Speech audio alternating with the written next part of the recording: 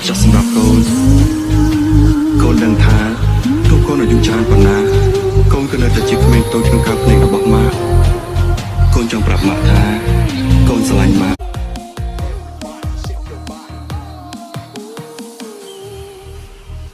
អរគុណម៉ាក់ដែលបង្កើតខ្ញុំមកក្នុងពិភពលោកមួយនេះកូនអាចមិនមែនជាកូនដ៏ល្អឥតខ្ចោះប៉ុន្តែក្នុងចំណោមលោកប្រពន្ធនេះម៉ាក់គឺជាម៉ាក់ដ៏ល្អឥតខ្ចោះសម្រាប់កូនកូនដឹងថា